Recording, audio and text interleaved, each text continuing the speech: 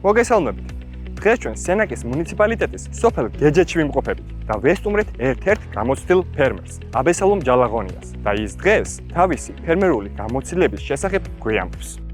მოწყობილია შესაბამისი საინკუბაციო ცეხი თევზის ხელოვნური ინკუბირებისათვის. საკვებად ვიყენებდით სხვადასხვა მოწოდებულ საკვებებს სხვადასხვა ფირმებიდან ადგილობრივებს ვიცადეთ. შემდეგ გადავწყვეტეთ, რომ ნუტრიმაქსის საკვები გვეცადა. წელს დავიწყეთ ამ საკვების გამოცდა მიღება ჩვენი ფერმისთვის.